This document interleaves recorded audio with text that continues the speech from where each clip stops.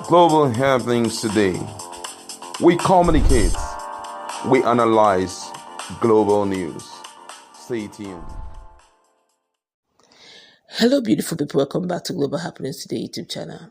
Indeed, the truth is beginning to unveil, and this is coming from a Chief Justice, not just a Chief Justice, one of the Chief Justices in Supreme Court who decided to open up. I guess his conscience cannot take it no more. He has decided to open up. Exactly, that's one of those in the panel, a 7-man panel. Couldn't take it anymore. Though the justice and the verdict have been passed, he has decided to open up on the cankerworm, the palmer worms in the judicial system, and is letting Nigerians know that this is exactly how it is. Absolute power is what is involved here, and there are powers that be and are deliberately segregating some regions and sections that will never be represented in the Supreme Court, and Nigerians must know this, despite the fact that judgments have been passed over the 2023 presidential election. And he spoke at length on that same matter, which affects all Nigerians, particularly those from the southeast. Let's take a journey with him as he exposes the cankerworm and the palmer worm in the judiciary from an insider's voice.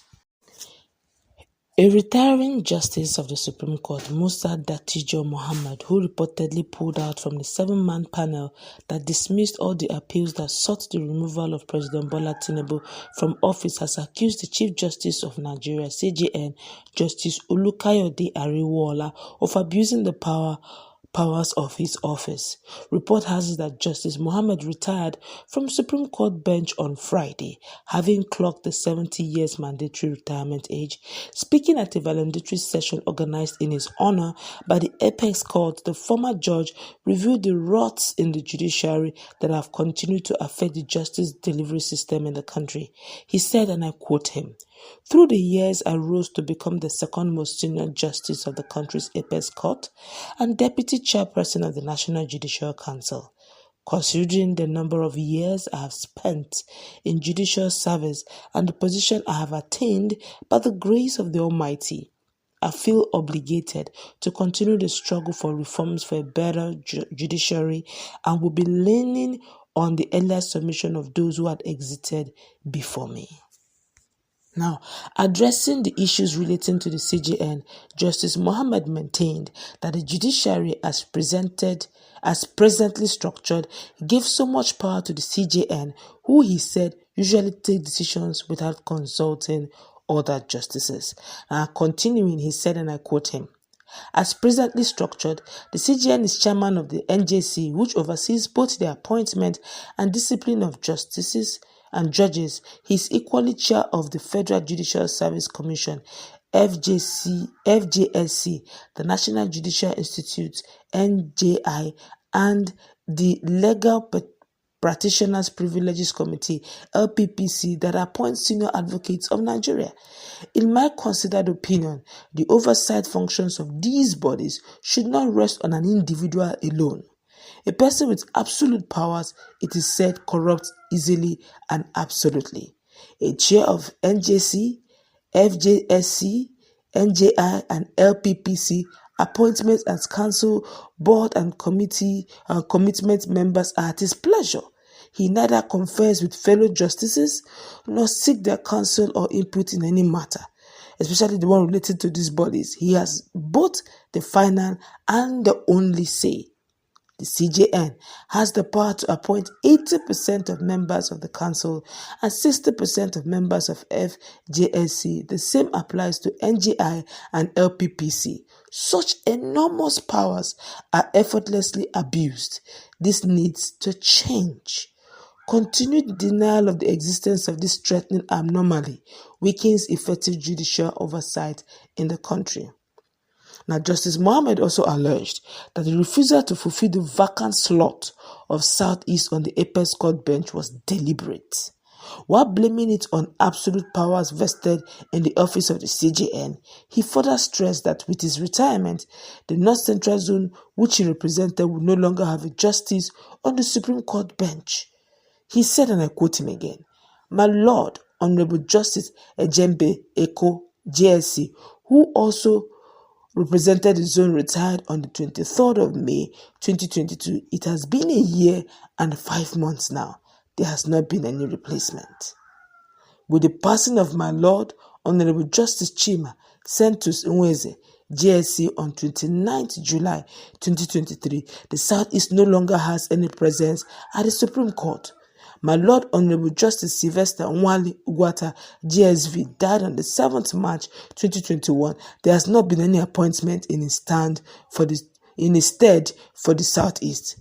As it stands, only 4 geopolitical regions, the Southwest, the South-South, the Northwest, and the Northeast are represented in the Supreme Court. While the South-South and the Northeast have 2 serving justices, the Northwest and the Southwest are fully represented with 3 each. Appropriate steps could have been taken since to fulfill and to fill out outstanding vacancies in the Apex Court. Why have these steps not been timeously taken? It is evident that the decision not to fill the vacancies in the court is deliberate. It is all about the absolute powers vested in the office of the CJN and the responsible exercise of same. Now, on the issue of the election 2023, he said, on the panel that heard the presidential election appeals by the candidate of the People's Democratic Party, PDP, Atiku Abubakar, and the Labour Party, Peter Obi, Justice Mohammed said, and I quote him word for word, to ensure justice and transparency in presidential appeals from the lower court, all geopolitical zones are required to participate in the hearing. It is therefore dangerous for democracy and equity for 2 entire regions to be left out in the decisions that will affect the generality of Nigerians. This is not what our laws envisaged, although it can be posited that no one expected the sudden passing of Honorable Justice Nweze, JSC, yet. It has been 2 years and 7 months since previous justice from Southeast died and no appointments were made.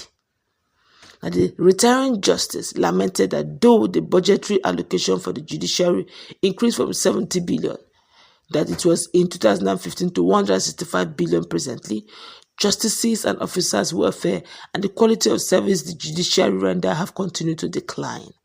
It may interest one to know that the chief registrar of the Supreme Court earns more than the justices. While she earns 1.2 million naira per month, justice take home 751,000 naira in a month. The CJN on his part takes home 400,000 naira plus. The salary of a justice, curiously, drops rather than increases when he gets the added responsibility of being a CJN. That's the unjust and embarrassing salary difference between the justices and the chief registrar still remains intriguing to say the least. He noted that it was owing to allegations of corruption and perversion of justice that informed President Muhammad Buhari's decision to order the invasion of homes and arrest some judges in 2016. Not done in 2019, the government accosted and arrested and arraigned the incumbent Chief Justice before the Code of Conduct Tribunal for alleged underhand conduct. With his retirement apparently negotiated, he was evidently left off the hook. In 2022, a letter signed by all other justices of the Supreme Court, including the current Chief Justice, the aggrieved protested against the shabby treatment meted to them by the head of court and the chief registrar. In the event, His Lordship Ibrahim Tanko Mohammed disengaged ostensibly on grounds of ill health. My lords and distinguished invitees, ladies and gentlemen, it is obvious that the judiciary I am exiting from is far from the one I voluntarily joined and desire to serve and to be identified with. The institution has become something else, Justice Mohammed lamented. This is directly from a Chief Justice, one who was in Apex, the Apex Court, Supreme Court, and it took time to open up on. Have you now seen the kind of absolute power given to one man? Why? There should be fragment and segregation of power to check and balance, to checkmate one another. But giving the whole power to one person, he is the judge, he is the jury, he is the senior advocate, he is everything. You are giving him the kingship, you are giving him the hunter's weapon, he has everything. So the likelihood that there will be tyranny in justice is very high. And you can imagine South is deliberately excluded. It is, oh my God, how did we get here? And the justice is, but most questions Nigerians are asking is, why did he waste so much time to open up. Why now, after the judgment has been passed? Let's meet in our comment section. What's your take?